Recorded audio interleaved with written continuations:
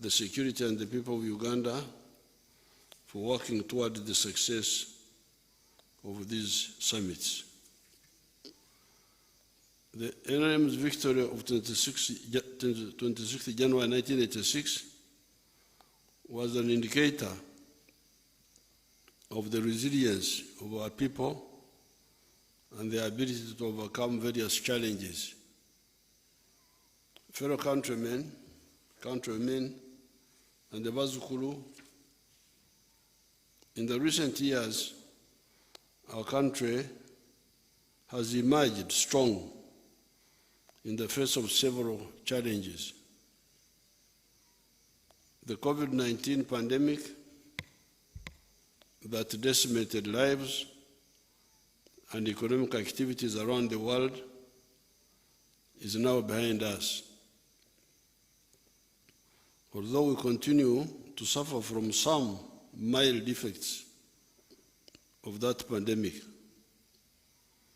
we supported our people in many ways, including providing medicines in the hospitals to treat those who were sick, vaccinated the population, provided food relief to those who were most affected, provided financial support to private sector businesses to keep them open and to continue employing Ugandans,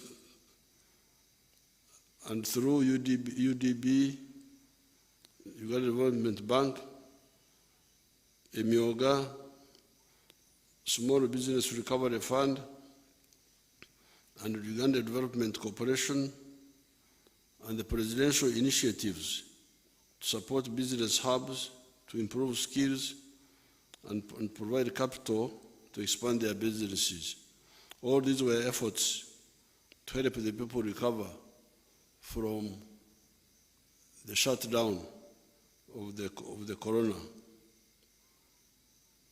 Despite a few incidences where some ADF terrorists penetrated our borders from Congo and killed our tourists, Uganda is a safe and peaceful country.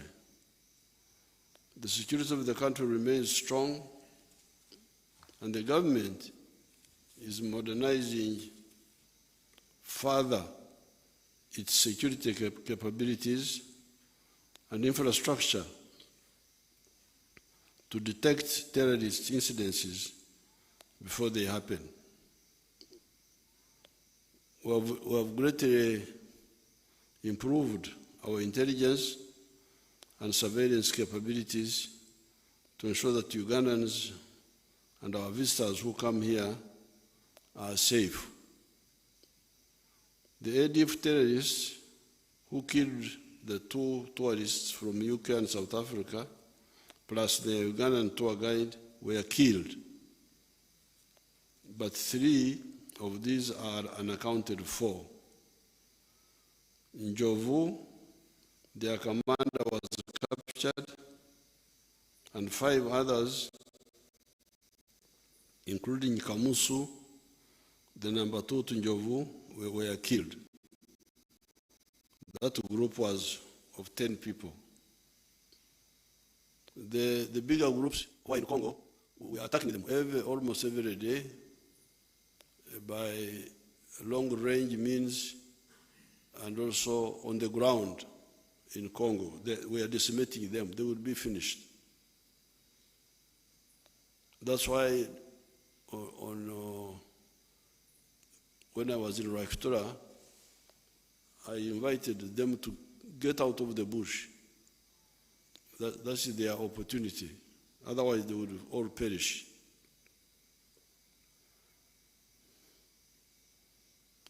On the economy, despite the effects of climate change on agriculture and our infrastructure by the floods, the conflict in Eastern Europe, which led to a rise in the prices of some strategic commodities such as oil, the recent rise in interest rates globally, which made access to capital very expensive. In spite of all that, the economy has continued to expand.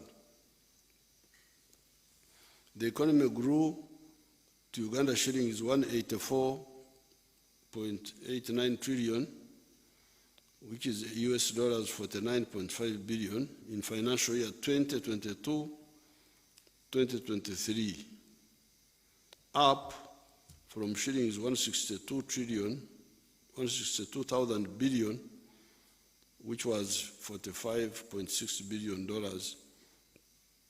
registered in financial year 2021-2022. In purchasing power terms, the size of the economy is now 114 billion, and the per capita of GDP of US dollars 2,281. In real terms, the economy grew by 5.2% in the financial year 22-2023, better than 4.6% registered in financial year 2021-2022.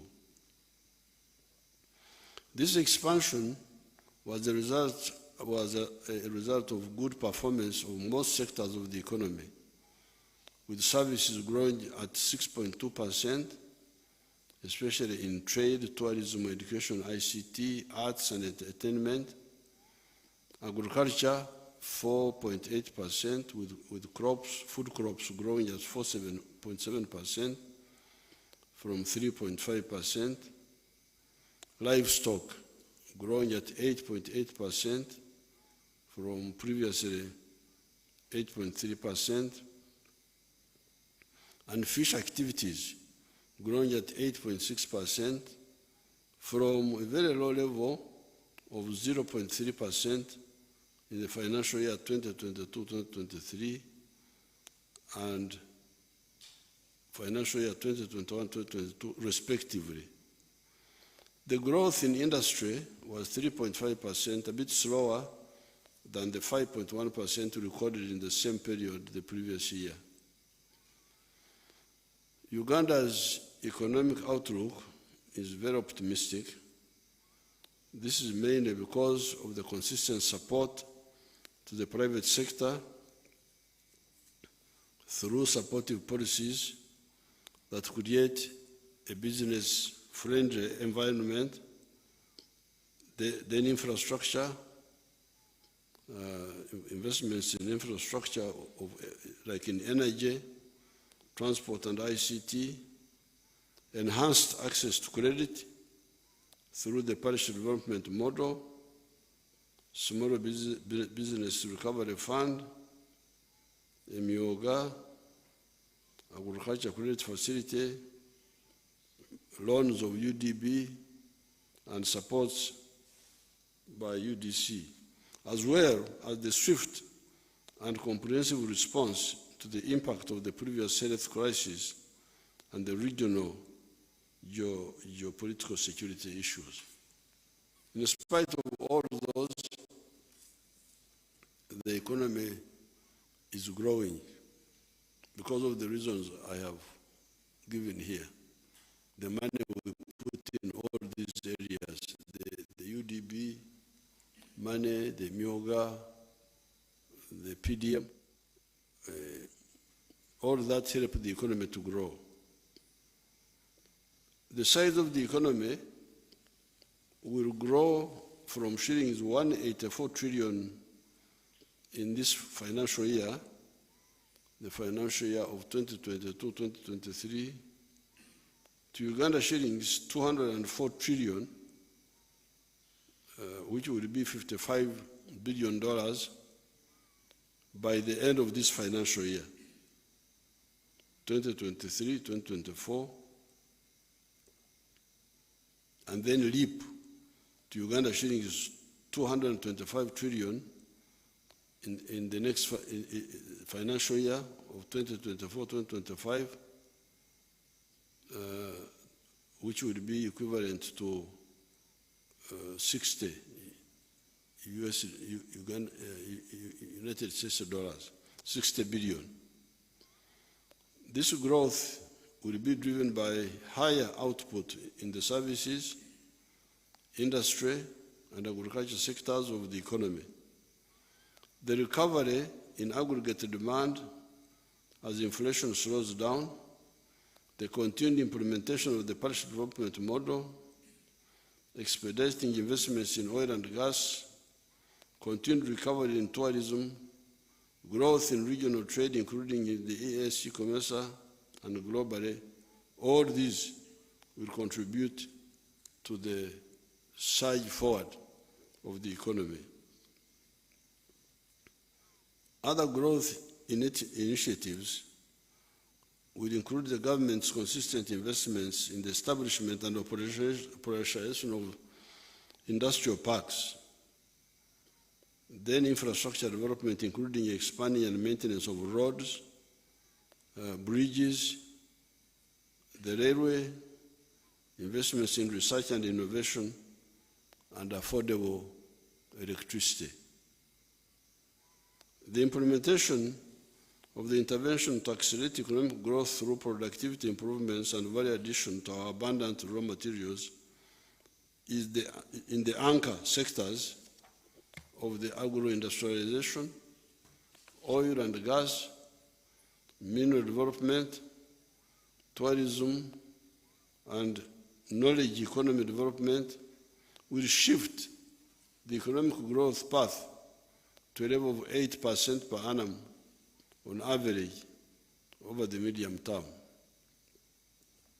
Here is the point is that the economy for the last 37 years has been growing at a rate of 6.2% per annum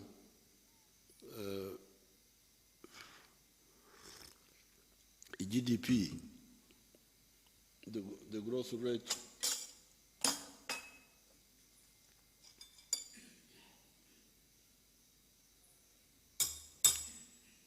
and this has been mainly in quantitative growth. Grow more coffee, grow more tea, have more cotton. That's why the economy has been growing well, 6.2%. But now, what we are talking about is qualitative. It's not just the raw materials, now adding value to the raw materials. If you transform all the cotton into textiles, then you add value to the coffee, and that's why I want to warn those people who have been campaigning our coffee value addition efforts. I need to warn them. They must stop. We know who they are and who are behind them. They want us to continue exporting raw materials.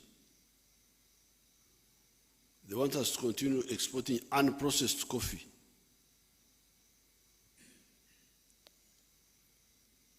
They want us to keep on importing dead people's clothes from outside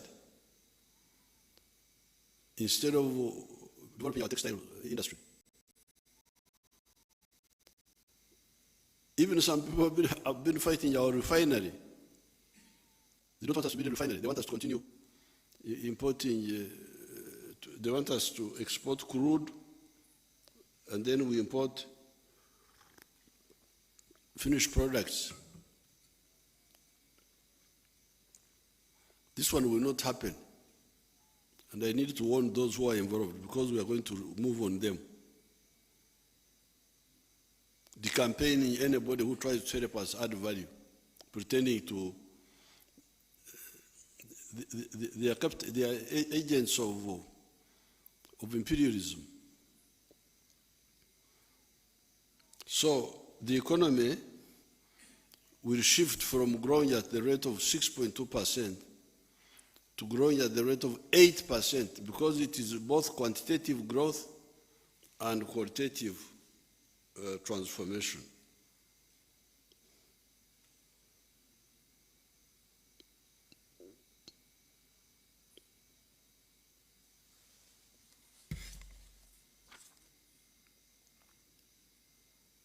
let me repeat that section. The implementation of the interventions to accelerate economic growth through productivity improvements and value addition to our abundant raw materials in the anchor sectors of agro-industrialization, oil and gas, mineral development, tourism, and knowledge economy development will shift the economic growth path to a level of 8% per annum on average over the medium term. This is what I was explaining.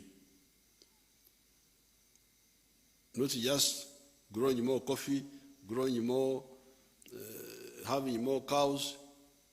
No. It is because those are all raw materials. If I export unprocessed coffee, I get $2.5 for the very good coffee per kilo,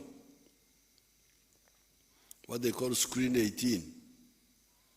But if I add value to that kilo, I get $40. This is what these people don't want us to do. They want us to continue exporting unprocessed coffee to be roasted in Italy, and I don't know where. Those people get all the money, get all the jobs, and for us we continue getting these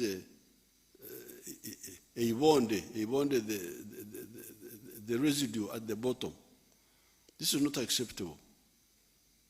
And the agents are very active, agents of the imperialists.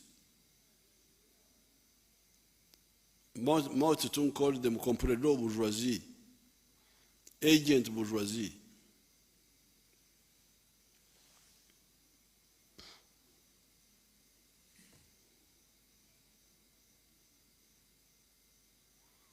This will increase the pace of our socio-economic transformation and building an independent, integrated, and self-sustaining economy, as was enunciated in the point number 5 of the 10 points program of the NRM.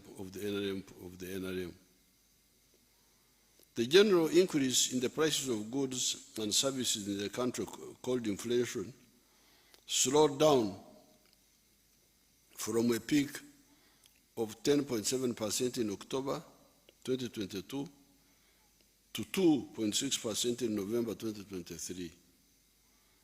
This is expected to remain within the policy target of 5 cents or 5% over the medium term, supported by increased agricultural production, the increase in the supply of locally manufactured goods, increased exports, which increased the supply of foreign currency in the economy, increased efficiency in economic activities due to increasing integration of new technologies, including ICT capabilities in our manufacturing and other businesses, and good economic policies. Merchandise exports of goods increased significantly,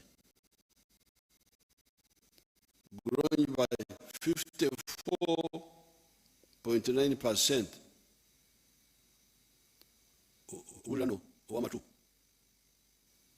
The ones with ears.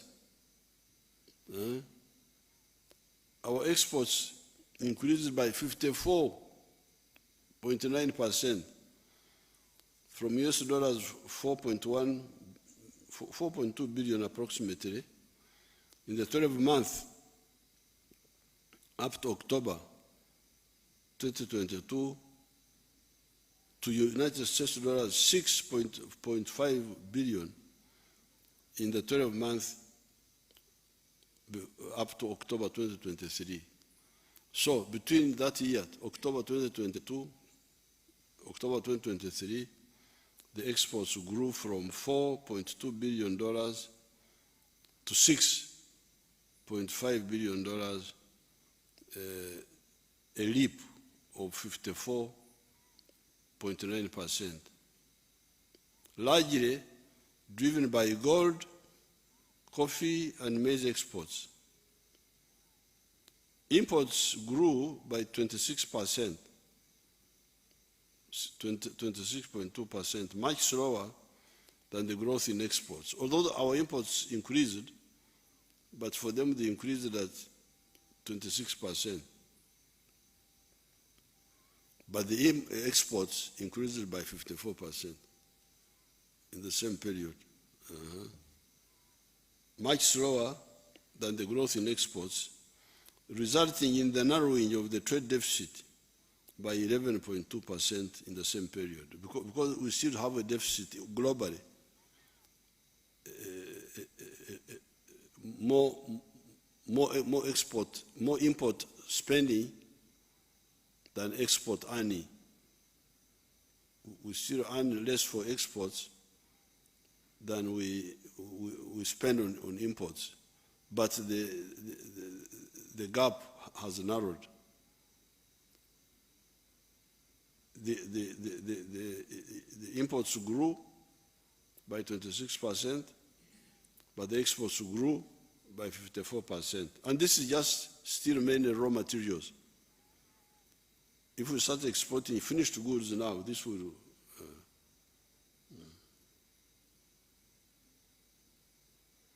this is the main reason why the Uganda shilling has remained stable. The Uganda shilling has remained stable, if you notice. It has remained stable, together with the strong foreign direct investment inflows and the remittances of Ugandans working outside the country. This shows that Uganda's economy remains attractive to investment, and it remains a profitable investment destination.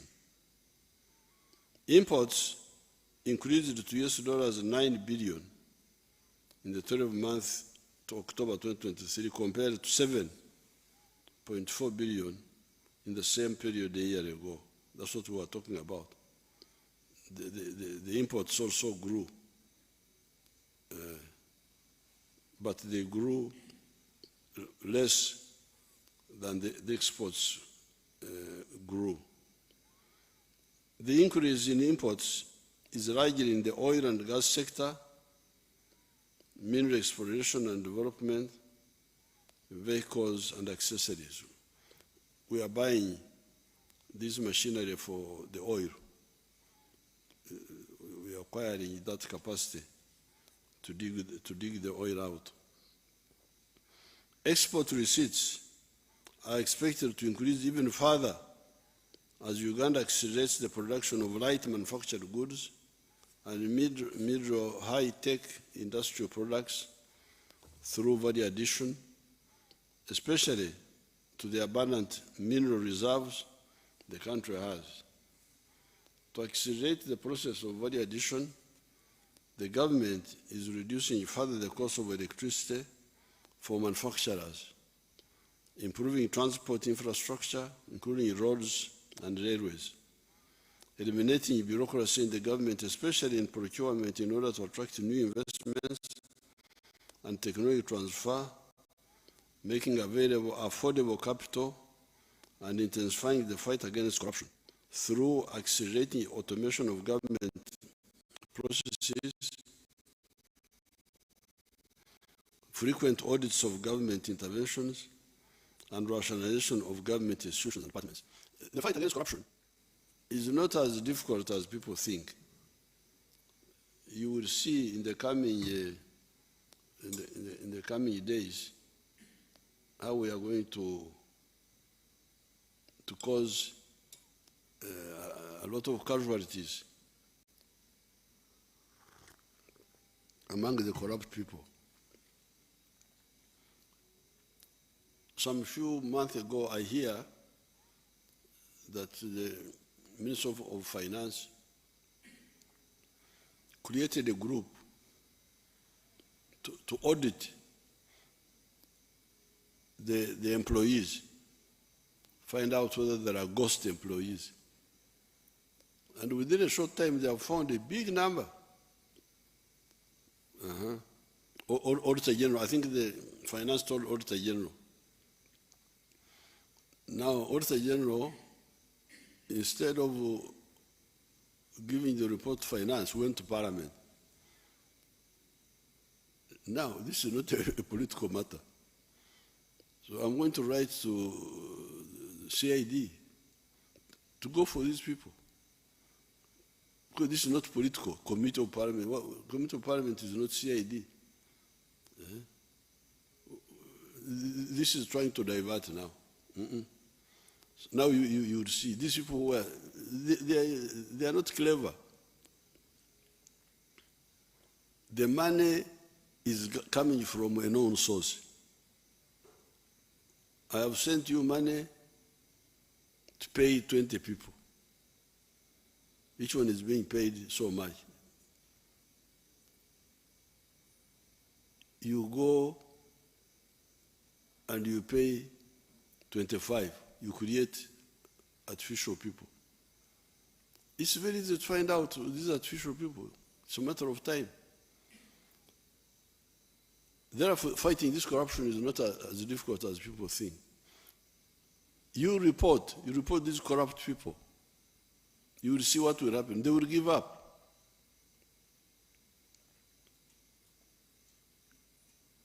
By the time we run out of space in Ruzira, people will have lost appetite for corruption.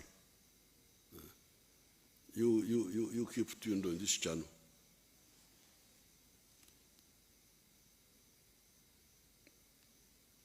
The East African community, as a single trade bloc, remained the major destination of Uganda's exports in the 12 months to October 2023, accounting for 43.5%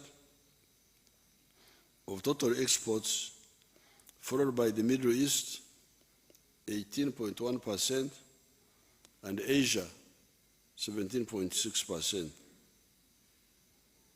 Within the EAC region, the top 3 destinations for Uganda's exports in the same period were Kenya, 31.5%, Democratic Republic of Congo, 24.6%, and South Sudan, 23.3%.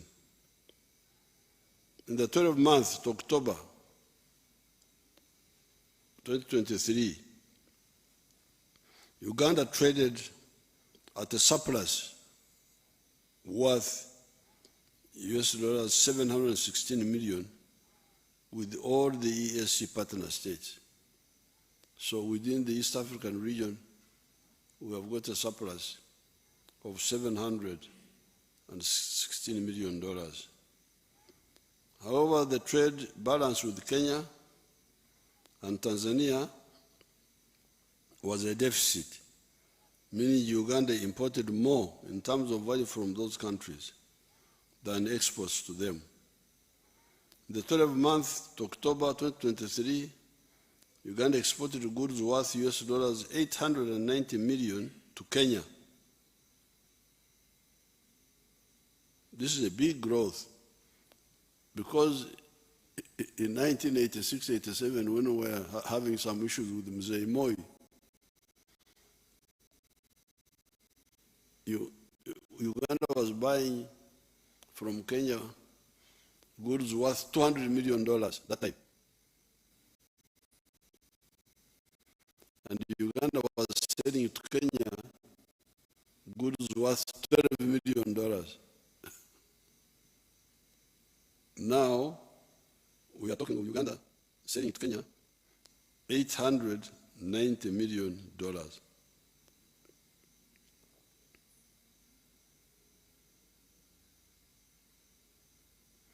Then to DRC, we exported value 696 million and 659 million South Sudan. Then 298 million to Rwanda. Then to Tanzania, 213 million and 72 million to Burundi. In total, our exports to the EAC were worth $2.8 billion out of the total export of $6.5 billion to all our trading partners. However, this is a very tiny fraction of our exports compared to the global exports. These exports, when you put them global, our percentage share is 0. I don't know whether you can write this, whether it will 0.003. It is not even 0.01. No. Walanyo. So, to accelerate our prosperity, we must significantly increase the volume and value of our exports to the global market. Through increased trade, our goal of transitioning from poverty to prosperity will be achieved much faster. In the same period, Uganda recorded a trade surplus with the European Union and COMESA of US$ 113 million and US$ 968 million.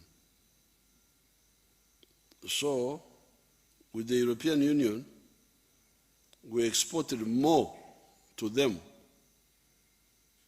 than they exported to us. And we had a surplus of 113 million with them. With COMESA, we're exporting to them more than we are buying from them. COMESA is the other bigger body. And the surplus is 967 million, respectively. Our exports to COMESA were worth 2.3 billion, to make the Chivaro simpler. And to the Middle East, it was 1.2 billion. And Asia, 1.14 billion. And the European Union, 860 million. Trade deficits were recorded with Asia and the Middle East of 2.8 billion and 400 million respectively during the same period. So to the Middle East and Asia, they are still exporting more to us than we're exporting to them. But this will change because I know why. Government will soon finalize the strategy to expand Uganda's GDP 10 times. That's what I have told the finance people and the cabinet. The GDP of Uganda must be expanded 10 times from the current 50 billion financial year 2023-2024 to $500 billion within a decade, starting with the financial year 2024-2025, driven by the value addition and access to export markets. Countries that have exponentially grown their GDP to around $5 billion from a base like Uganda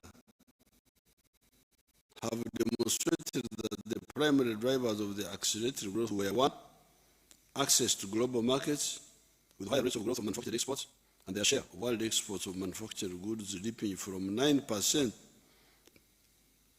in 1965 to 21% in 1990. So this was one of the reasons. There are countries which were like us some 40 or 50 years ago who are now where we want to go, $500 billion. I will mention them later. The reason they did that, first of all, was to being able to export to Abagaga. Abagaga, when you sell to the rich, it is, you grow more because they buy. Abaavu bagula katono. So when you are still producing only for the abaavu, then you have, like for instance, me, a milk producer, the Ugandans are not buying enough of my milk because they still don't have money in their pocket. According to science, somebody should drink 210 liters of milk per year to keep the teeth in your mouth, make sure that the bones don't break. You need 210 liters of milk per year. But Ugandans, when we started, we were drinking only 18 liters per person per year. They have now improved a bit. They are at 60 liters. Now, if Ugandans were drinking 210 liters, this business of saying that we have got too much milk, we need to export it, will not arise. We would actually be having a shortage. So the producing products for export to Abagaga, rich people, Jalonyo, is one stimulus for growth. Increased productivity across the strategic sectors. Specialization through skilled human capital that supported research and development, which helped to achieve competitive advantages. Okuteka science, of course, science. Because what we are doing, what has been doing now is mwanyi, coffee, and suju, pumpkins. They don't need much science. Even my people in Ntungamo are growing them. And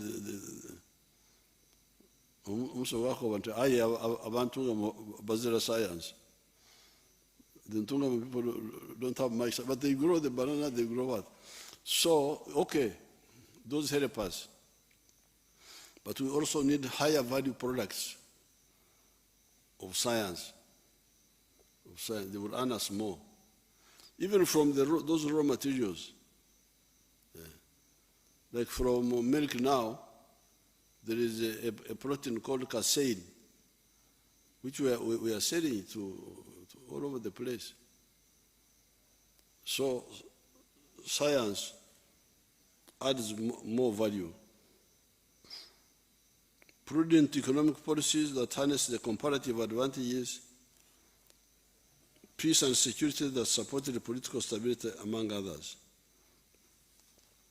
These countries, which were like us about 50, 60 years ago, are South Korea,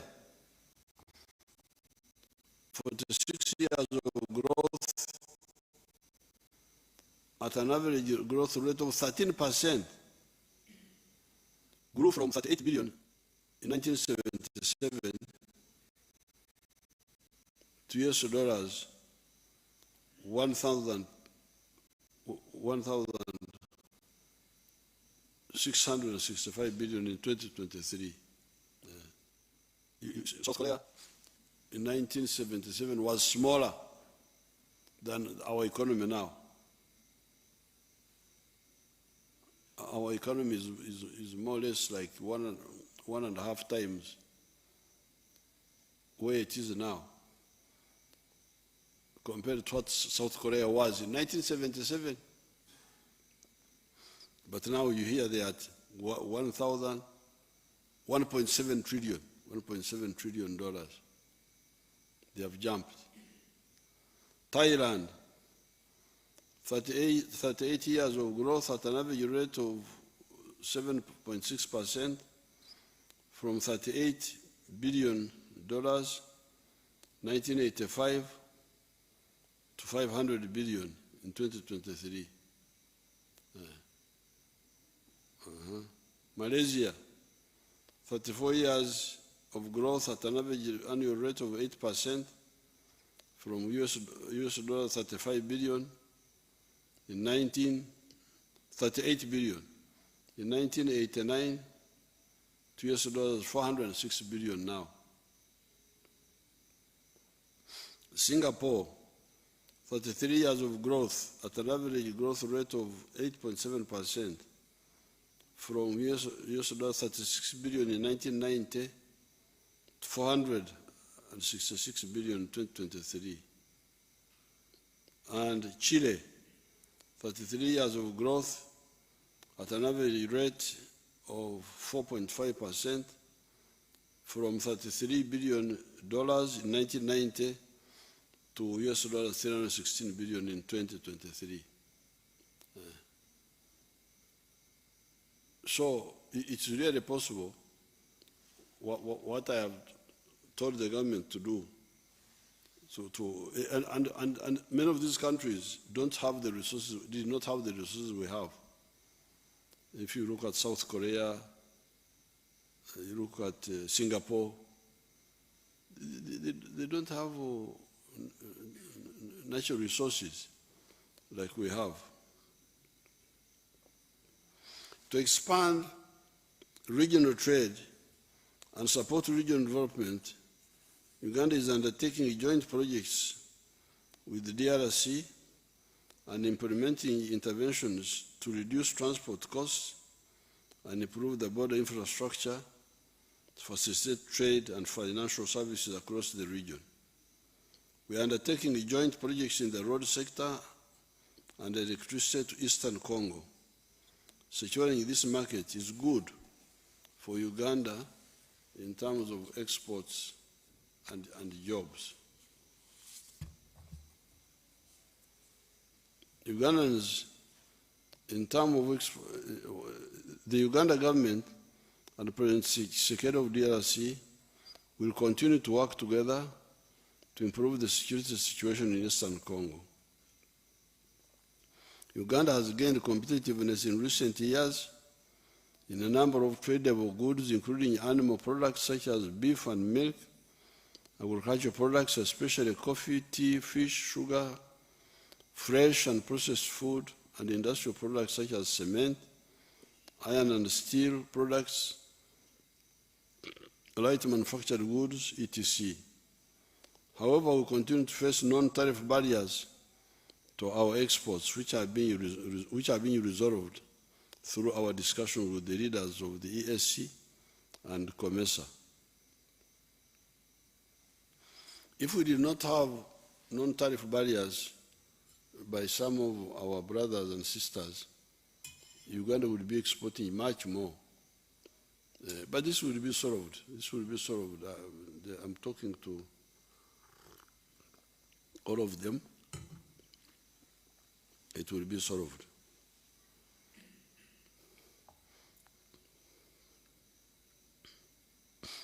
Tourism inflows remained resilient, recording an increase of 9% from US dollars 978 million in financial year 2021-2022. This was the year of Corona. Our earnings in tourism went down to $978 million from more than $1 billion.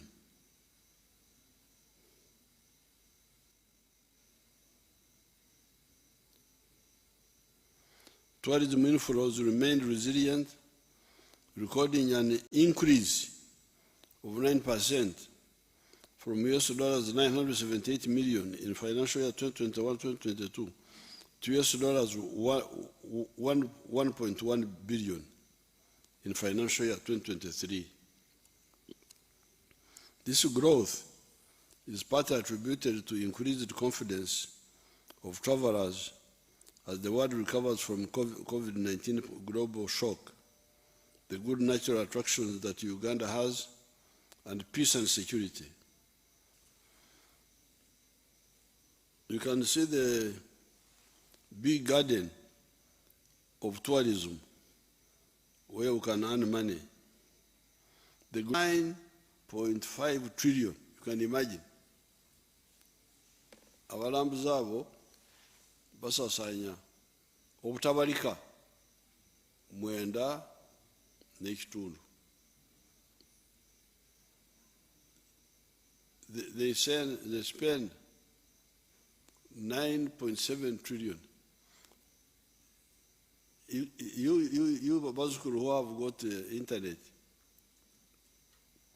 if you check, you'll find that, for instance, the automobiles, a motorcar,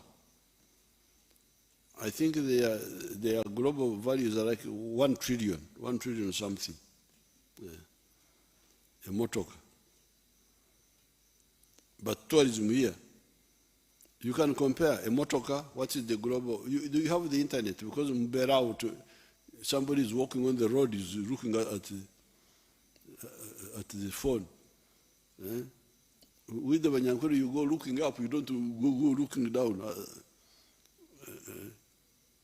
But since you go with those phones, you check what is the global business of automobiles, vehicles, for instance. How about pharmaceuticals? You can check item by item. But you hear now tourism, 9.5 trillion. And Uganda has got a lot of tourism potential. In 2019, foreign visitors to Uganda spent over Uganda shilling is 4.6 trillion on tourism services, while domestic tourists spent about $3 trillion, according to the Uganda Bureau of Statistics. In total, this is equivalent to about $2 billion, which is equivalent to 0.02% of the global industry value. The number of tourists globally was about 965 million in 2021, compared to only 1.5 million foreign investors in Uganda in 2019. Kubumbi, Bukade, Wawalambuzi, Rwanda, Kagumutano, Fetulembe Kako, Akakade Kamu Nekitundu. That's not, we need to capture more tourists. If we increase our share of tourism receipts in this global trade by 5 times to 0.1%, and increase in the annual number of foreign tourists by 5 times under the current average spend per tourism of 3 million shillings and an average length of 8.3 nights, Uganda can potentially earn $6.2 billion per year from tourism alone.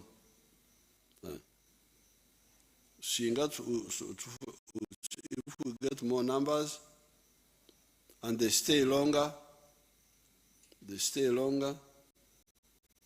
can earn $6 billion per year from tourism. The lies of the European and American politicians about security and stereotype about Uganda must therefore be aggressively encountered by providing the correct information through our friends in those countries and online internet to show the correct image of the country. You remember when our sinners, you remember they are suspected sinners, abantu bali bali mulowooza nti bononyi, when they were going somewhere, me, I was not yet following what they were doing, but what excited me was the ADF trying to go and blow them up. Why do you want to blow up these sinners? God will take care of them. So I had to go full swing to defend the sinners, Munangi. nembazingira bonnawo ejinja abasirikale bibali bakolera sibimanyi. But my job was, whether sinner or holy person, they should not die from bombs of ADF. So then these people, the foreigners, started giving what they call advisories to their people. Don't go to Uganda. Oh, you man, why don't you just talk about your country? Huh? The Wanyankole say Chehuruza aterumpimbi. If a man is fighting with his wife in the neighboring house, then you go there. You hear, you people, they can hit you with mpimbi in their house. Why do you mind with the neighbors' houses?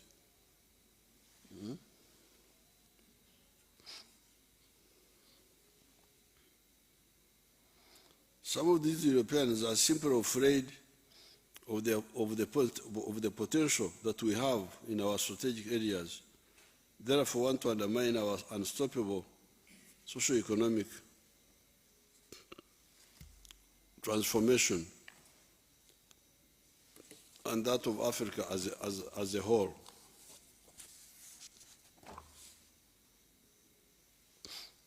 Other measures to boost tourism receipts include activation of passage and cargo services at Kabarega International Park in Hoima, improvements in hotels' capacity and sanitation,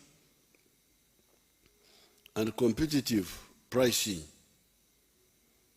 Awa mahoteli muleme okubeera n'omululu okusera.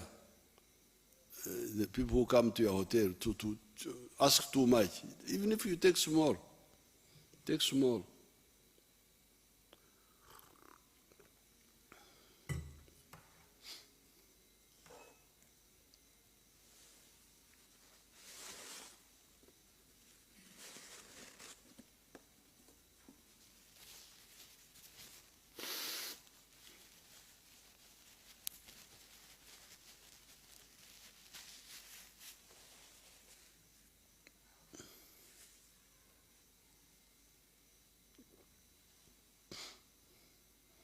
So competitive pricing, because these tourists compare, Uganda batusera, ate Kenya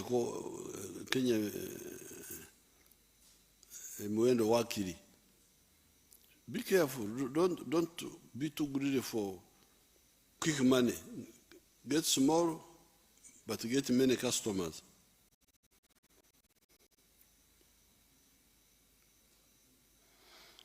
Professionalization and diversification of meetings, incentives, conferences and events. Rapid increase in number of multilingual tour guides, including Swahili and Chinese languages, and expanded use of destination marketing agents. So you need to train more people who speak Chinese, who speak other languages. Like recently in this conference, I saw the vice president from Vietnam. She told me that they send out 13 million tourists a year. So you can imagine if we get 1 million Vietnamese. But does somebody speak Vietnamese language?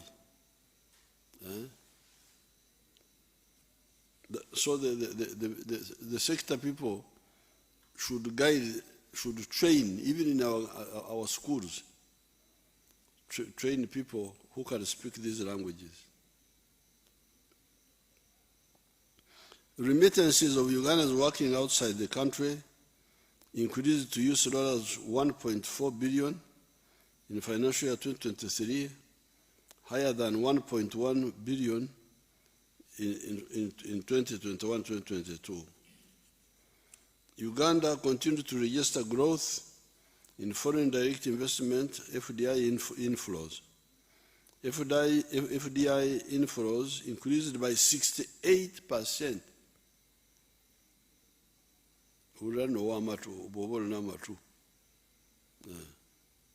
68%. In the financial year 2023, largely hinged on the development in the oil sector as Uganda prepares for its first oil. FDI inflows rose from US dollars 1.6 billion financial year 2022 to US dollars 2.8 billion in financial year 2022-2023. Formal employment has recovered from the adverse effects of the COVID-19 pandemic. The pay as you earn register, katao omanyotya ntemirimu gyeyongedde. How do you know that jobs have increased? Mbategera ewa pay as you earn, because there you can't go wrong. Buli mukozi akola who is getting a salary above a certain level pays income tax, which is pay as you earn. And that one can help us to know which numbers.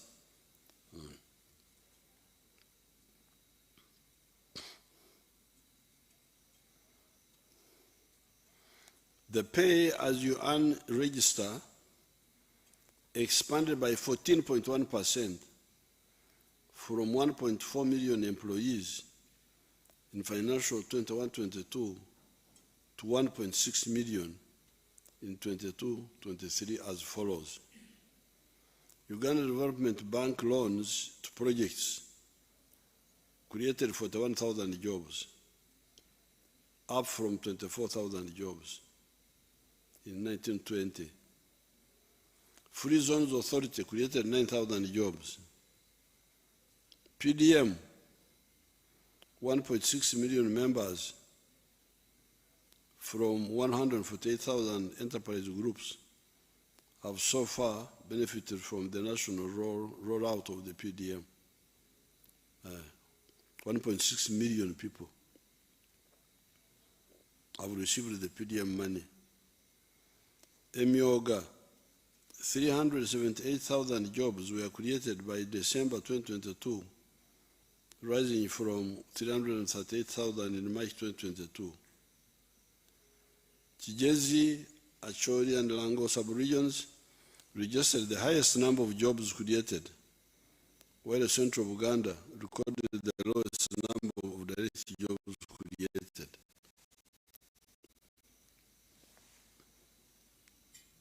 In Uganda, the people need to, the youth need to be advised to focus.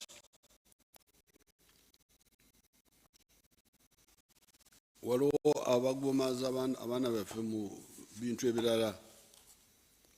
Bino empiira biki?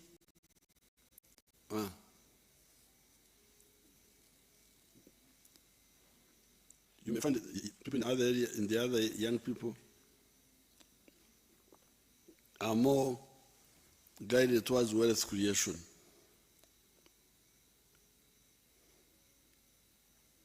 Furthermore, the number of working Ugandans subscribing to at least one pension scheme increased by 2.2% from 2.9 million in 2021 to 3 million in 2022. The ones of NSSF, yonayo manyirayo abantu bameka abali mu mirimu gino gy'emisaala. How many people are being employed? You can tell from the NSSF also. The PDM is the NRM government initiative to spur growth from the bottom up and for transforming the population currently in subsistence to the money economy. The PDM is a pillar of number 5 of the NRM 10 points program to build an independent, integrated, and self-sustaining economy. To date, government has invested shillings 2.23 trillion in the financial inclusion pillar of this model, targeting all the 10,459 parishes across the country for job creation and increasing household incomes. Shillings 1 trillion has been successfully disbursed to 1 million households in 10,455 parishes out of the 10,585 circles across the country. The balance will soon be disbursed when the remaining beneficiaries meet the conditions successfully, is working successfully. Government is working to improve the PDM by improving the monitoring, operationalization of the other 6 pillars of PDM beyond the financial inclusion pillar. The streamlining all government program interventions and service delivery at the parish to ensure the realization of PDM. We are not going to relax on the PDM approach because it is really correct. Because there is no way you can say there is anything wrong with that approach. 100 million shillings per parish of Ugandans have been borrowing money from money lenders who are charging them 3% per month, which makes it 36% in a year, or even higher, I hear. So how can you say this money, where the interest rate is like 6% a year, has any problem? And we are saying that each one of you can borrow $1, 1 million shillings at a go, and you pay it after 24 months. We don't want you to pay it now. How can you say there is anything wrong with this? We are not going to be diverted to anything else. We shall more money. We want those parishes to have their own bank. The people who are fighting PDM, apart from the corrupt, are the money lenders. The money lenders are worried about this success. If it succeeds, to whom will the money lenders, the sharks, to whom will they lend? So we are not going to relax. Each year we shall spend 1 trillion, we send 1 trillion to the parishes. It will never go down. The commercial production of oil and gas will provide revenues to support the productivity enhancement in the economy through economic activities such as oil refineries, petrochemical plants, petroleum product distributors, natural gas distribution companies, and retail outlets. Government is enhancing investments in this area by fast-tracking the construction of the East African crude oil pipeline and the oil refinery. The pipeline will have the capacity to pump up 330,000 barrels of crude per day. So all these things you are talking about, our oil has not yet come in. Because this oil will be giving the government free money, new money, And that will enable us to do so many other things which we want but cannot manage now. The knowledge economy is the intellectual-based economy for the production of goods and services. This process enables entrepreneurs to innovate better in manufacturing processes and improve the quality of services offered in the economy. Globally, the knowledge economy, which entails research, science, and innovation, is currently a major employer of especially the youth and a major contributor to technological advancement in a number of areas. In addition, the pathogenic subsector is one of the promising segments of the country's knowledge economy, consisting of research and development, technology transfer, and commercialization of innovations. This targets pathogen control and management, such as the vaccines, the diagnostics, the therapeutics, and the attendant facilities. Leveraging a knowledge-based economy will require the following: supporting research and development, R&D, and linking research hubs with universities and industry operators. Now, this scientific research is a real gold mine. For instance, our scientists have recently discovered the anti-tick vaccine,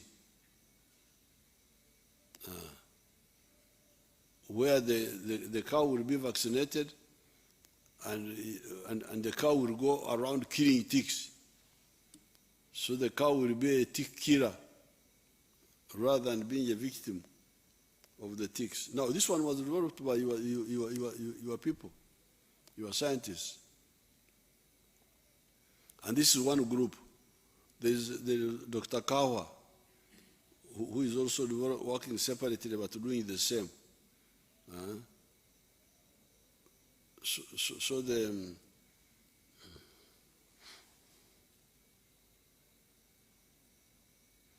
deliberately investing in improving the quality of education, skills development, and in particular, and ICT.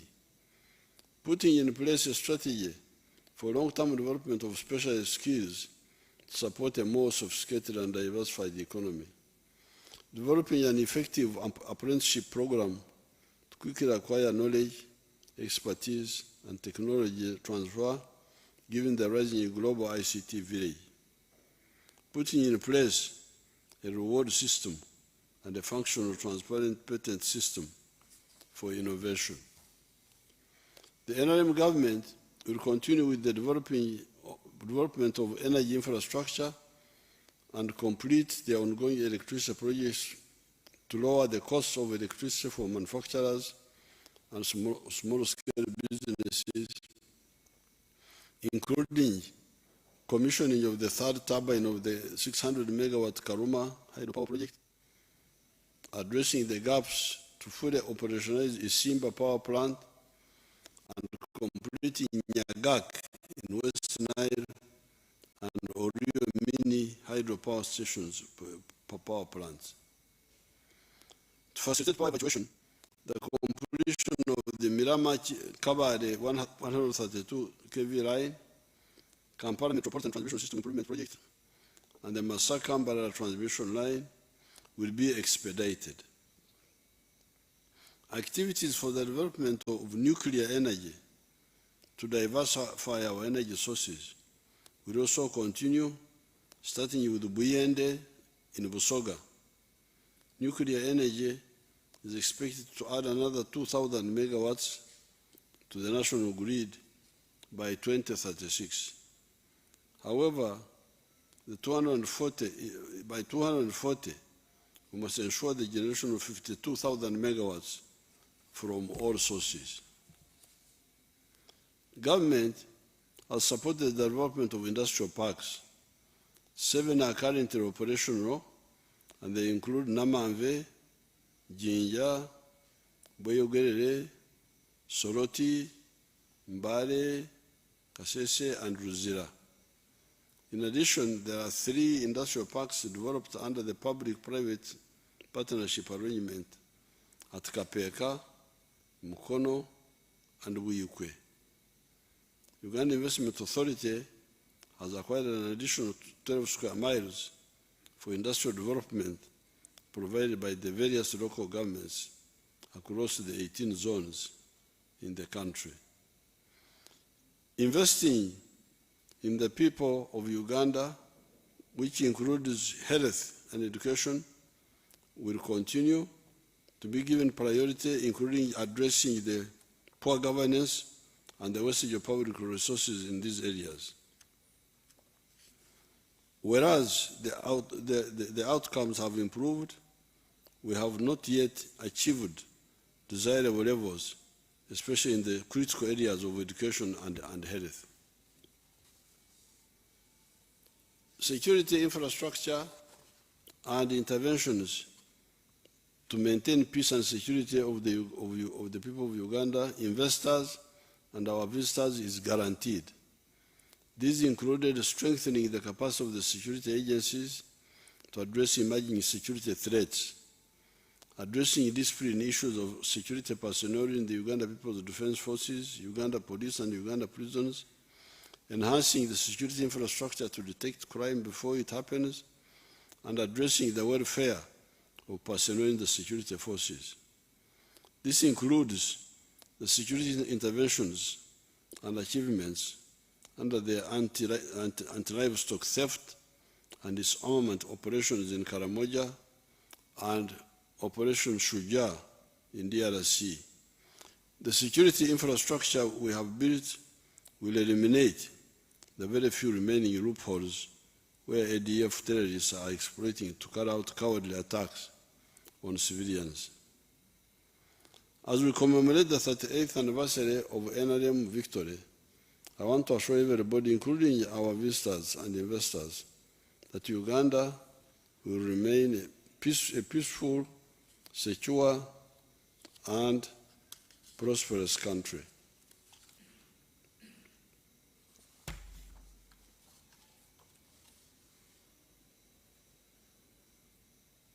Ekiri mu nsiko bwe kirubwatuka ensi erikankana, omwana aliyita nnyina, omukulu aliyita engozi.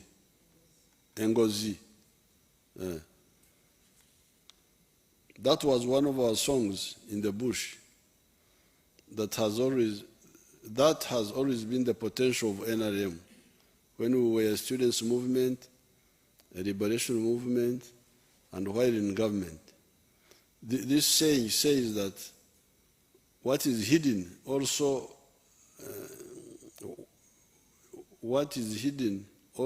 out, if it comes out, when it explodes, the world will shake, children will shout for their mothers out of fright, etc., etc. That is what the NRM always does. Like when we captured Kampala in 1986, everybody didn't know that we had that capacity.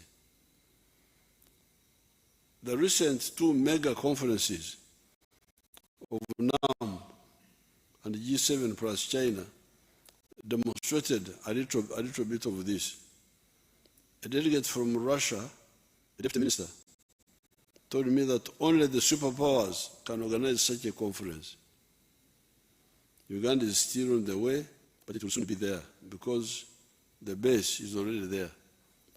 We shall really be a superpower because we are moving towards that.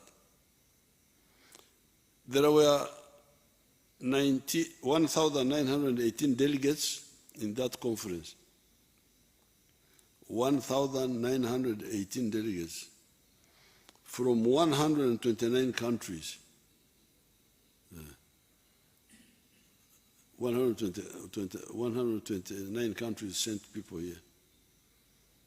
16 presidents, 9 vice presidents, 16 prime ministers, 7 special category people coming into Uganda by airlines but also with 32 private jets. I thank the Ugandans for the discipline in receiving these visitors. These countries who are in the conference here have a population of 6.6 billion. This is 80% of the human race. More importantly, look at the facilities we built partly for this occasion, but also in order to improve the infrastructure of the country. Some of them built in 1 year. Look at the new terminal built by the UPDF Engineering Brigade.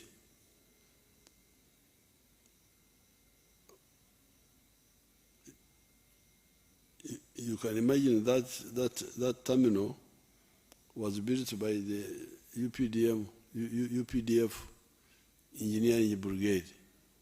Yeah. Mm-hmm. Look at the conference center built by Sudanese company using government money. You show us Sudanese, the conference center.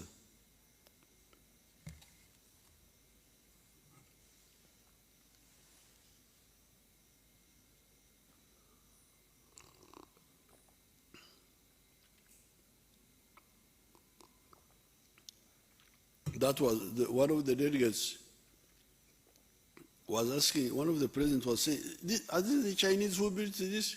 We said, no. This was built by our local company. And